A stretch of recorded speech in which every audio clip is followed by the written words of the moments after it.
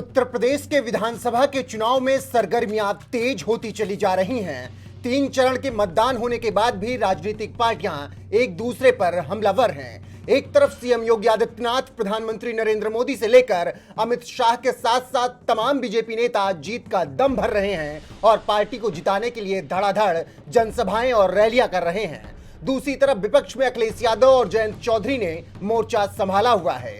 UP विधानसभा चुनाव में यही दोनों पार्टियां आमने सामने फिलहाल दिख रही हैं। इसके अलावा कांग्रेस और बहुजन समाजवादी पार्टी तो ऐसा लग रहा है वो चुनाव ही नहीं लड़ रही हैं। हाल तो यह है कि बीजेपी केवल समाजवादी पार्टी पर ही हमलावर है, साथ ही थोड़ा बहुत कांग्रेस पर, लेकिन बीएसपी पर बीजेपी ने नरम रुख अख्तियार किया हुआ है।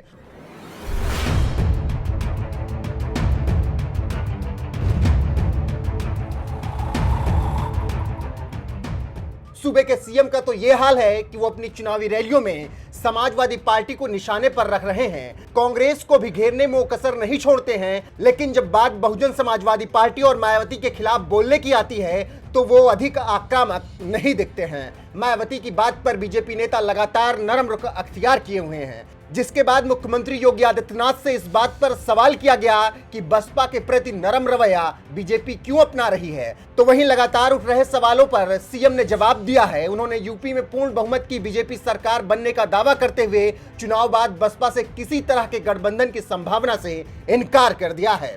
टाइम्स ऑफ इंडिया को दिए इंटरव्यू में योगी आदित्यनाथ से पूछा गया कि आप और बीएसपी सुप्रीमो मायावती एक दूसरे के खिलाफ नरम क्यों हैं? क्या बीजेपी और बीएसपी के बीच कोई गुप्त समझौता है?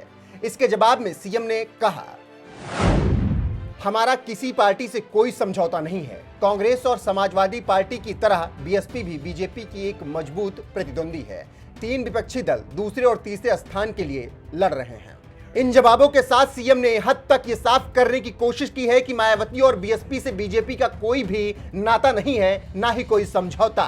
बहरहाल इसी इंटरव्यू में सीएम से और भी सवाल हुए, जिसमें उन्होंने कहा सपा, बसपा, कांग्रेस और ओवैसी सब मिले हुए हैं और ये एक साथ हैं, क्योंकि 2019 में बीजेपी को रोकने में नाकामयाब रहने के बाद उन्होंने फिर रणनीति बनाई है और एक साथ लड़ रहे हैं। लेकिन बीजेपी फिर से इन पर भारी पड़ेगी और बहुमत से सरकार बनाएगी। 10 मार्च को नतीजे आएंगे तो बीजेपी जीत दर्ज करेगी। फिलहाल अब देखना होगा कि 10 मार्च को आने वाले नतीजों में कौन सी पार्टी विजय प्राप्त करती है और किसके सर ताज सजता है। साथ ही ये भी देखना होगा कि चुनाव बाद कौन सी पार्टी किसके साथ आती है। बहरहाल आप कमेंट करके अपनी राय बताएं कि अब की यूपी की सत्ता पर कौन काबिज हो रहा है। साथ ही आइए आपको सुनाते हैं सरोजनी नगर विधानसभा पहुंचे सीएम योगी का वो भाषण, जिसमें वो समाजवादी पार्टी पर हमलावर हैं।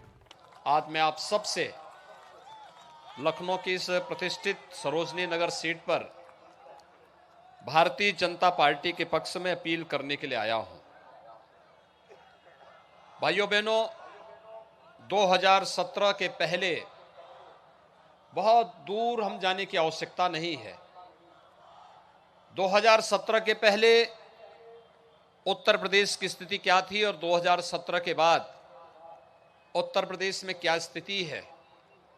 आज यह उत्तर प्रदेश के बाहर आप जाएंगे तो भी हर एक व्यक्ति की जुबान से यह आवाज निकलेगी, एक नए भारत का नया उत्तर प्रदेश आज हम सबके सामने है।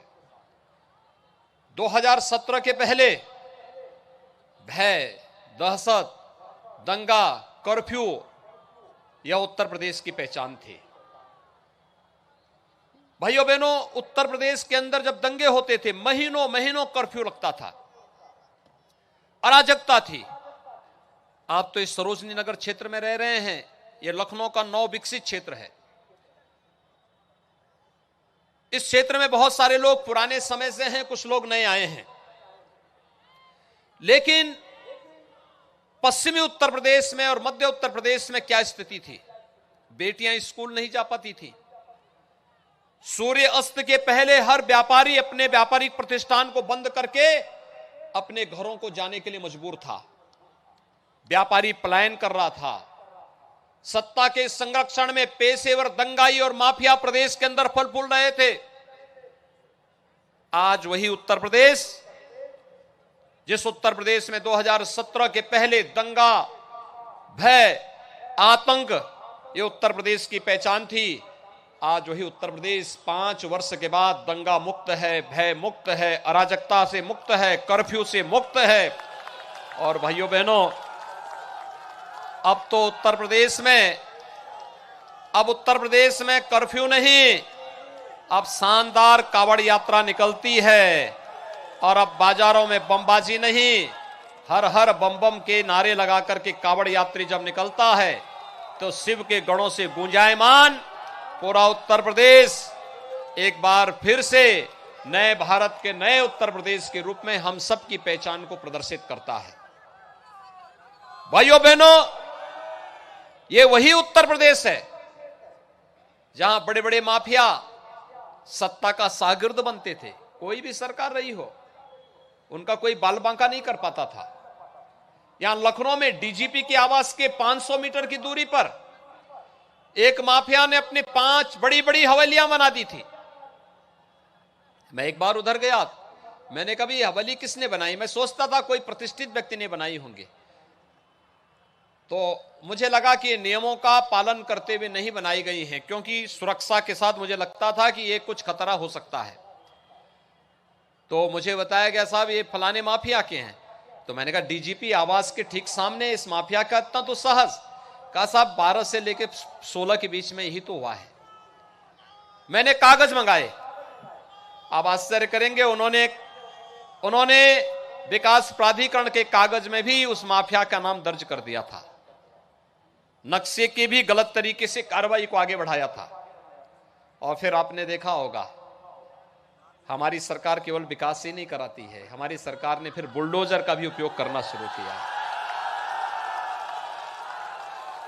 और आज जब प्रदेश के अंदर विकास के साथ साथ बुलडोजर चल रहा है, तो भाइयों बहनों, आज ये सभी माफिया जो 4.5 वर्ष तक अपने बिलों के अंदर दुबके हुए थे, इलेक्शन कमीशन के द्वारा नोटिफिकेशन जारी करने के बाद इनको ये लगा कि एक अवसर है कि फिर से किसी सत्ताधारी दल, किसी दल के साथ, सत्ताधारी ना भी हो, किसी दल के साथ जुड़ जाएंगे, हो सकता है कि कुछ आगे जीने की एक राह मिल जाए। लेकिन भाइयों बहनों, मैं आप सबको आश्वस्त करने के लिए आया हूं। पहले 2 चरण के चुनाव संपन्न हो चुके हैं। पहले 2 चरणों के चुनाव के बाद मैं कह सकता हूं, जो मैंने पहले दिन कहा था, ये चुनाव 80 बनाम 20 का है। 80% सीटें भारतीय जनता पार्टी के पक्ष में जा रही हैं, 20 में बंटवारा है।